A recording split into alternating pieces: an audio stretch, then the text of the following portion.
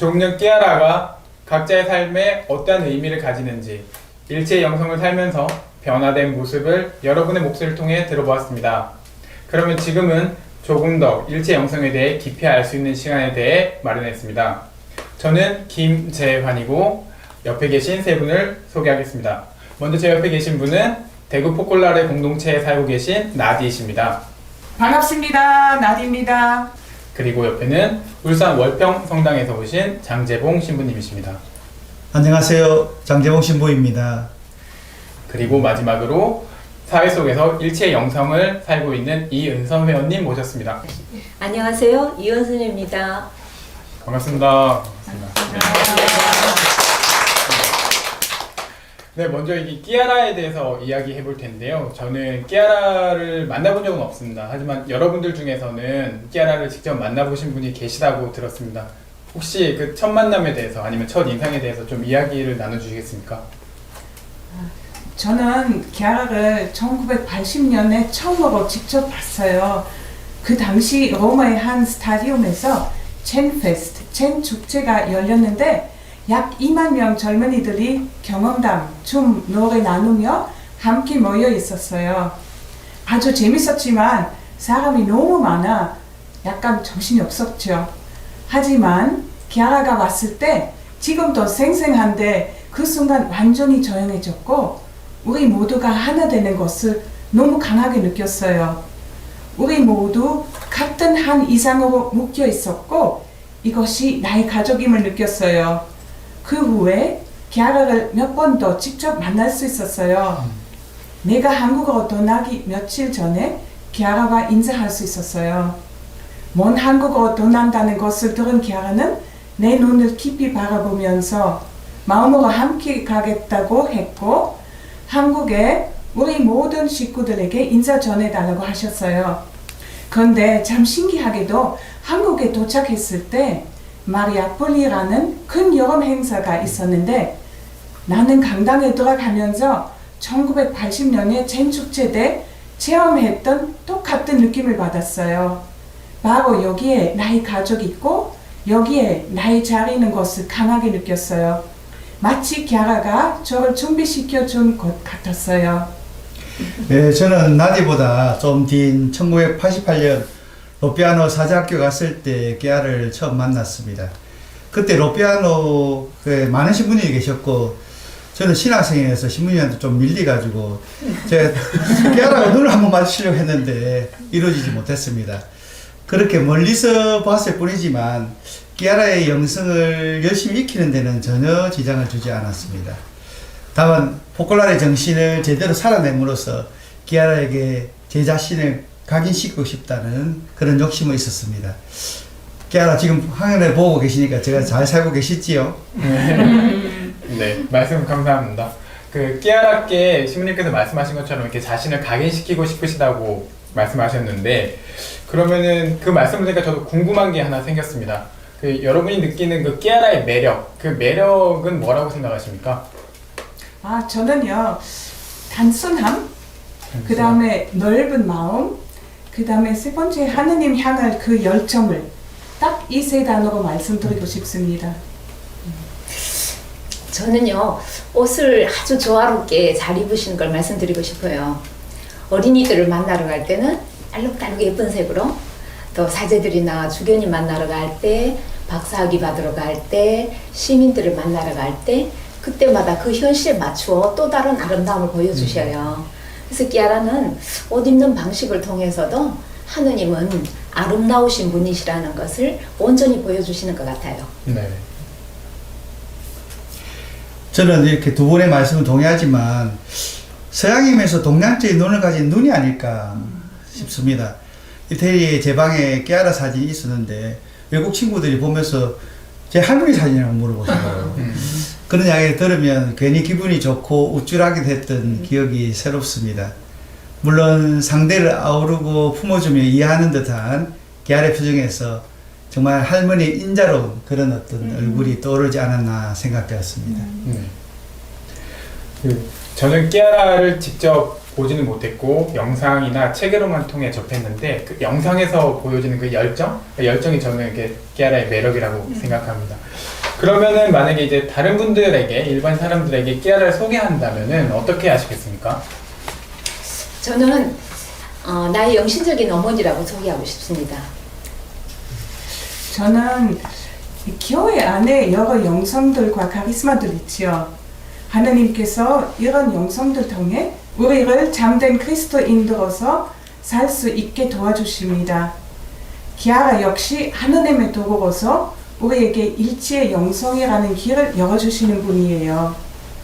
그래서 기아라를 하나님의 도구로 소개하고 싶습니다. 저는 한마디로 기아라를 놀라운 지혜인이라 소개하고 싶습니다. 기아라는 주님의 말씀을 아주 단순하게 받아들이고 삶 안에서 몸소 말씀대로 실천했던 성각자였으니까요.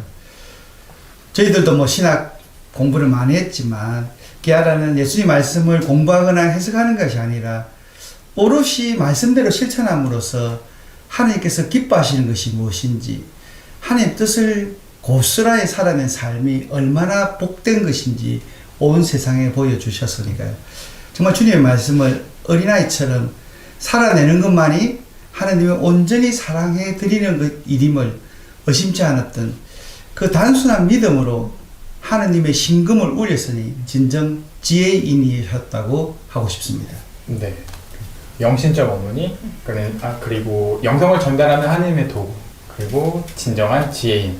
네, 이렇게 끼아라를 소개해 주셨습니다. 그러면 이런 끼아라를 담기 위해서 아니면 개인이 각자가 좀 더 구체적으로 노력했던 경험이 있으면은 함께 나눠주시겠습니까? 제가 2001년도에 로피아노에 있을 때였어요. 그해 여름에 회원국제학교가 10일간 열렸었거든요. 예, 저는 이제 숙소의 침대 시트와 수건 갈기, 또 세탁, 또 화장실 관리 이런 것 때문에 하루 종일 동동거리며 다녀야 했어요. 그런데 저녁 늦게 막내 동생이 갑자기 세상을 떠났다는 소식을 듣게 되었어요. 넉넉한 자본 없이 작은 회사를 경영하느라 이리 뛰고 저리 뛰다가 벽에 머리만 닿아도 잠이 들던 모습이 떠올라 마음이 아팠어요. 게다가 최근에는 미사마저도 쉬고 있다는 걸 생각하니까 그 영혼이 너무나 가여워서 가슴이 미어졌습니다. 근데 한 방에 여러 명이 자고 있으니 밤새 소리를 죽여서 그렇게 흐느끼다가 성모님은 이 세상 모든 어머니의 마음을 합친 것보다도 더 큰 사랑을 지니고 있다고 끼아라가 말했던 것이 생각났어요. 작은 빛 한 줄기를 보는 듯 했죠. 그 다음 날은 학교 프로그램으로 아시시 방문이 예정돼 있었어요. 처음에는 이런 상태로 성지순례를 갈 마음이 생기지 않았죠. 그런데 만일 끼아라라면 이럴 때 어떻게 하실까 생각해 보니까 성모님처럼 이 모든 것을 가슴에 간직하고 당신이 해야 할 하나님의 뜻을 그전처럼 하실 것 같았습니다. 눈물을 닦고 이제 학교 책임자에게 가서 동생 소식을 알리면서 그래도 아시시 방문도 예정대로 함께 하겠다고 했습니다. 책임자는 나를 꼭 안아주었고 우리는 즉시 동생을 위해서 합성기도를 바쳤어요. 아시시로 가는 2대의 버스에 이제 이 소식이 전해지고 모두가 동생을 위해 묵주기도를 드려주었어요. 근데 놀랍게도 처음 방문한 곳이 산타마리아 델리 안젤리 성당이었는데 그 안에는 포르치온골라라고 프란치스코 성인이 첫 공동체를 연 곳이어서 전대사가 허용이 되는 것이었어요.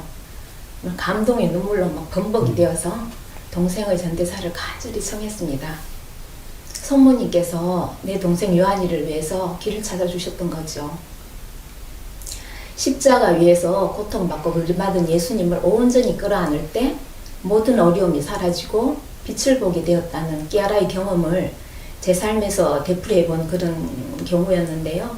끼아라는 이렇게 삶을 헤쳐갈 열쇠를 제게 주셨습니다. 우선 제 일상이 성경 위주로 바뀌게 된 것이 제일 큰 노력이자 변화라고 생각합니다.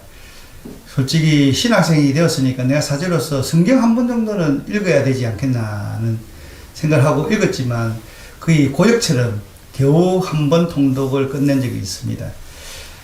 그런데 정말 깨알의 생활 말씀을 접하고 묵상하면서 저도 깨알아처럼 성경 말씀을 성경에 입각하여 신자들을 일깨워주면 얼마나 좋을까 하는 생각이 들었습니다.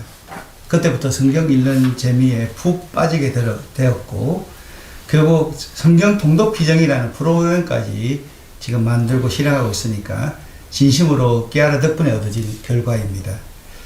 또 내어놓으면 채워주신다는 신비를 수없이 체험할 수 있었던 것도 깨알을 담기 위한 일이었다고 생각합니다. 그러니까 거린 한 사람 뭐 이렇게 하여튼 계속 도와줬던 그런 깨알아의 삶이 참 본받고 싶었습니다. 유학 시절 할머니가 돌아가셔서 귀국을 한 적이 있는데 저희 삼촌 시부님께서 이렇게 비기표를 줄 테니까 오라고 해서 왔습니다. 그 도중에 한 지인을 만났는데 그 지인의 아버지가 병석에 있는 것을 보고 그 비행기표 값을 그대로 다 제가 드렸어요. 사실 돌아갈 비행기표 값도 없었는데 그래도 그걸 깨알아가 그렇게 초창기에 아무런 대책 없이 도와줬을 때 되돌려 받는다는 그런 것이 있었기 때문에 저도 그런 확신이 있었습니다. 근데 한 이틀인가 지나서 저희 본당 출신 한 자매님을 만났는데 그 자매님이 이렇게 봉투를 주셨는데 정확하게 그 제가 드렸던 그 금액이 있었습니다. 그때가 벌써 한 20년 이상, 한 4년 됐으니까 그러면 그때 100만 원 그냥 금액이 들었으니까 정말 이렇게 돈이 아니라 깨알아의 그 경험을 나도 살았구나 하는 게 참 기뻤습니다. 무엇보다 몽땅 넣어놓고 다 틀어오면서도 어떻게 하나 싶은 걱정이 되지 않는 것이야말로 가장 큰 신비가 아닌가. 아마 우리 포클라리에 많은 분들이 그런 체험을 하시리라 생각합니다. 저에게도 이 경험은 시작에 불과했습니다. 네. 두 분의 말씀 감사합니다. 특히 이 신부님께서 얘기해 주신 가진 것을 다 내어주는 그런 용기 저도 한번 청해보고 저도 그런 삶을 살 수 있도록 한번 더 노력해 보겠습니다. 아멘. 네. 네. 그 외롭고 힘든 순간 자신의 고통을 바쳐드림으로써 형제들과 같이 살고 그리고 그때서야 비로소 하느님께서 우리를 위해서 준비해 주신 빛이 있다는 것을 알게 된다. 그럼 여기서 우리가 사랑을 실천하는데 좀 더 용기를 낼 수 있도록 잠시 특별한 곳을 다녀오겠습니다.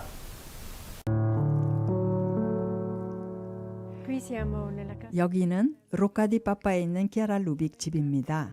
지금 우리가 들어가고 있는 이 방은 키아라가 처음으로 평의회 위원들과 모임을 하셨던 장소입니다.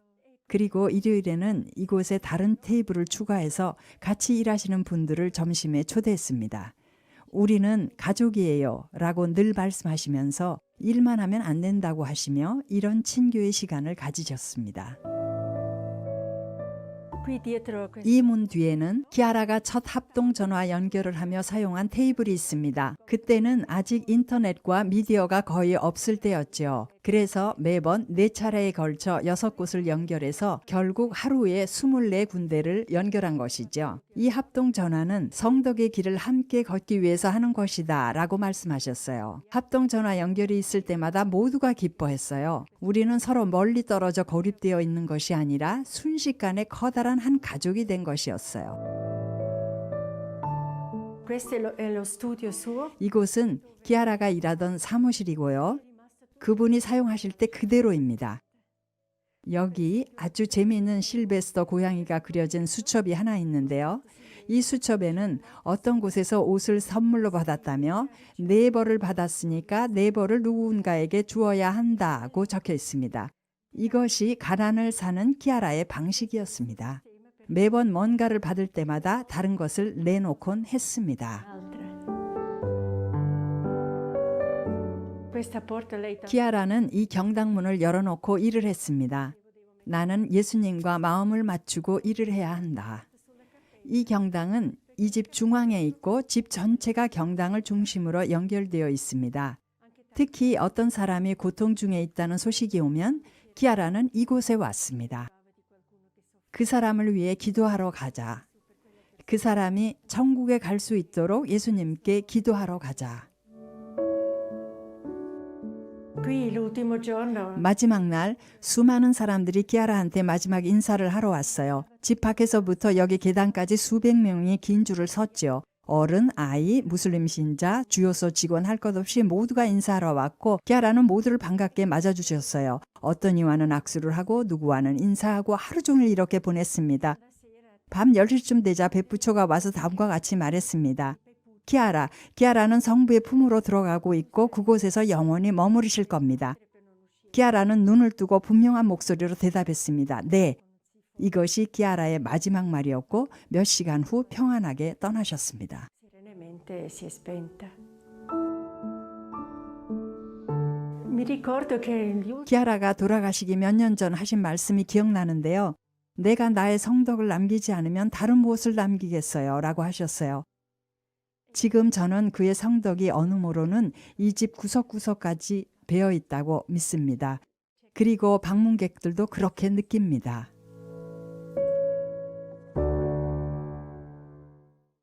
네, 우리 모두 끼아라가 살던 집을 다녀왔는데요. 저는 두 단어가 마음에 남습니다.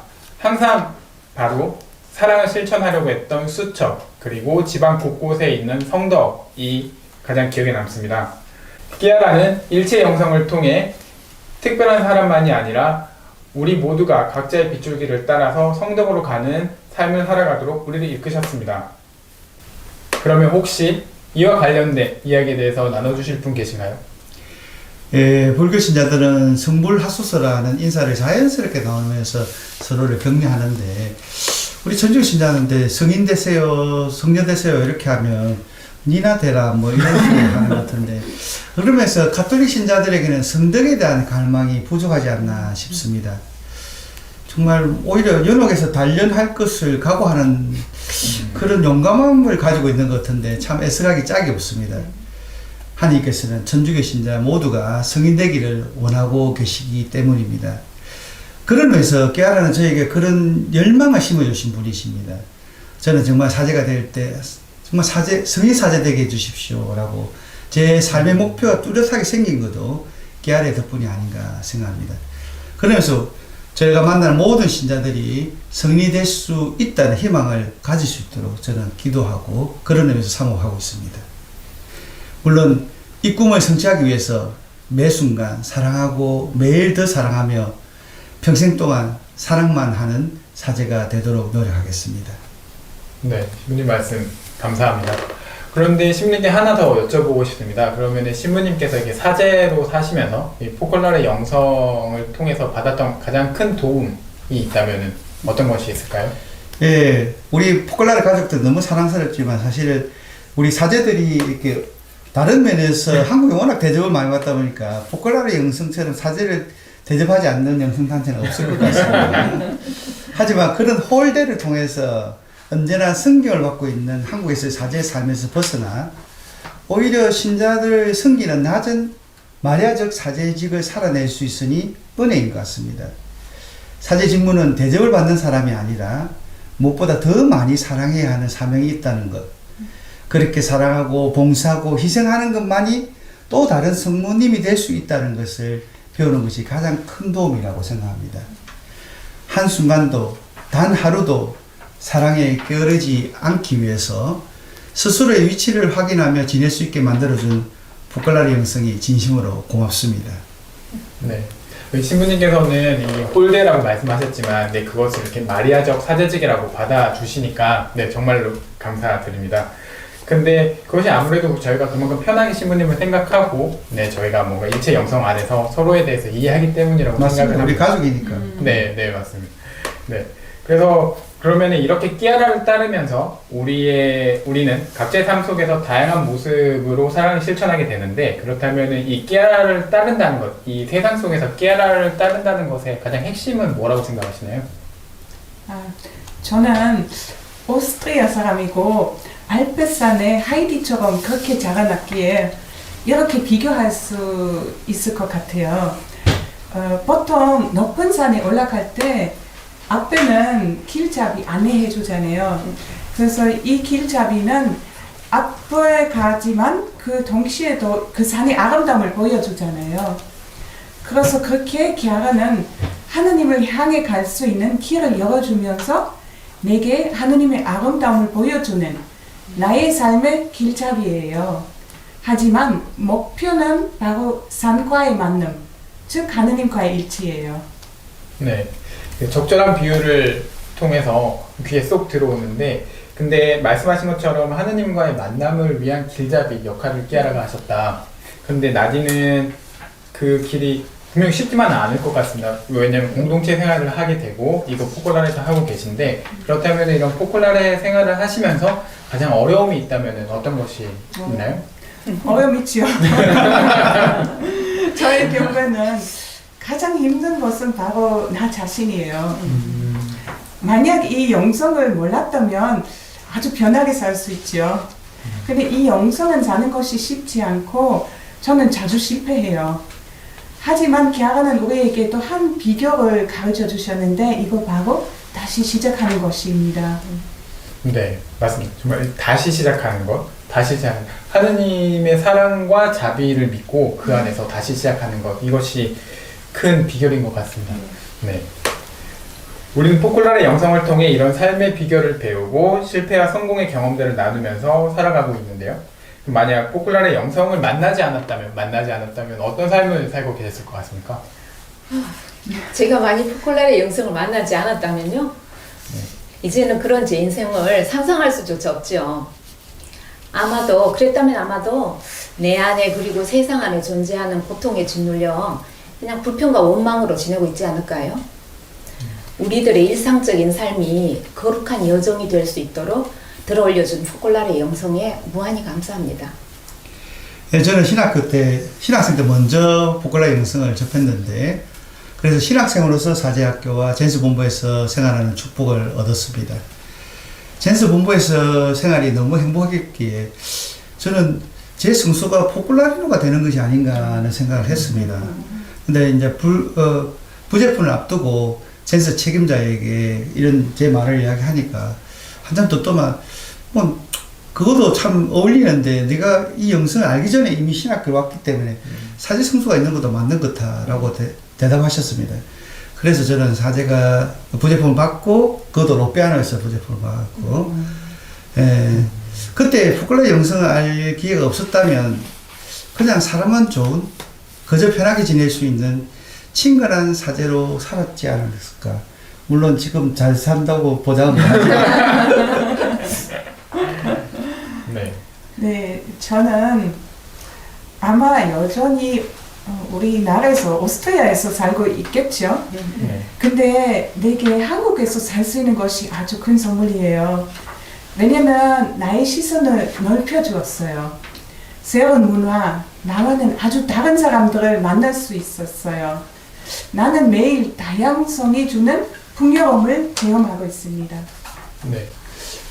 나디께서 방금 말씀하신 게 그 다양성에서 오는 풍요로움인데요.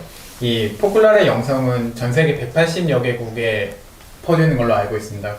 그리고 인종과 종교를 넘어서 그 형제를 살면서 일치된 세계를 이루려고 살고 있는 것이고, 그러면서 전 세계에 26개 소도시가 있는 것으로 알고 있습니다. 방금 이야기에서 저희가 많이 나왔던 이태리 루피아노도 그런 소도시 중에 하나인데요. 제가 여기 이 토크쇼를 하기 전에도 이제 이은선 회원님과의 인연이 있는데, 제가 루피아노로 신혼여행을 가게 됐을 때 저를 처음으로 맞이해주신 분이 바로 이은선 회원님이십니다. 네. 그러면은 이은선 회원님께서는 그 이후에도 루피아노에서 사시다가 오신 걸로 알고 있습니다. 그러면 루피아노에서의 삶이 어땠는지, 아니면 그런 뭐 경험이 있으면은 말씀 좀 나눠주시겠습니까?